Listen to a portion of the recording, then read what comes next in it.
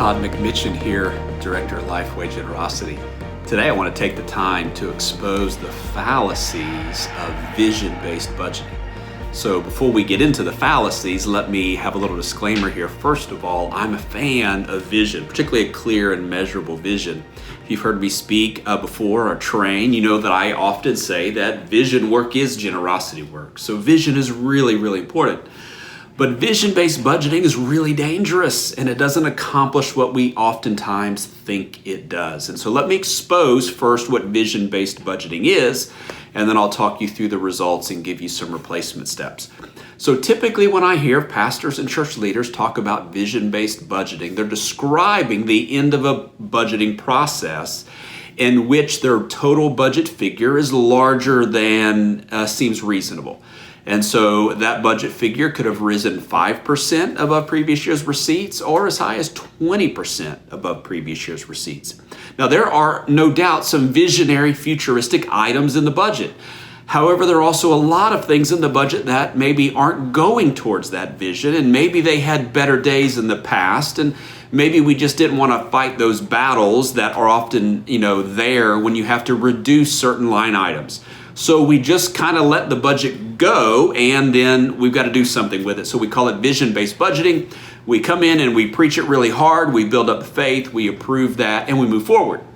So what is the result, right? January begins, and giving is typically lower the first half of the year than in the second half of the year. However, on paper, our team now has more money to play with and to spend in this new vision-based budget.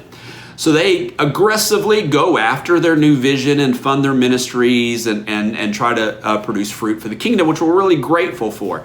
However, when it gets to May, oftentimes the expenses and the receipts are not lining up. And so giving is not meeting budget expectations and pressure starts to ensue. But now we all look at summer and we realize there's camps, there's VBS, there's mission trips, there's a whole lot of expenses.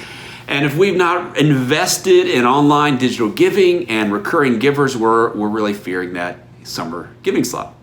So what do we do in May? Well, we'll bring out the tithe, the message to try to increase revenue. We might even create a catch-up offering or an I Love My Sunday offering. And if those things don't work, then we're going to begin to train our staff on how to turn the lights off during the week, reduce the air conditioning bill, and then freeze ministry expenses.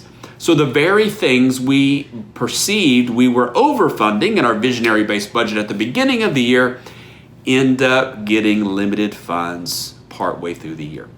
And so what is the actual result of this kind of vision-based budgeting? It's twofold: financial pressure, and then we underfund the very ministries we thought we were overfunding. So I want to discourage you from vision-based budgeting. Now, I don't have time to go into a whole new process. We have a lot of training on this at Lifeway Generosity, but let me give you one easy first step to help clean up the process. Do this before you begin planning next year's budget process. Start with one clear unifying ministry goal. Don't begin with a large, broad vision that would be too much for 1 year. Bring into focus one clear ministry goal that your entire team can rally around, and then generate your resources towards that one goal.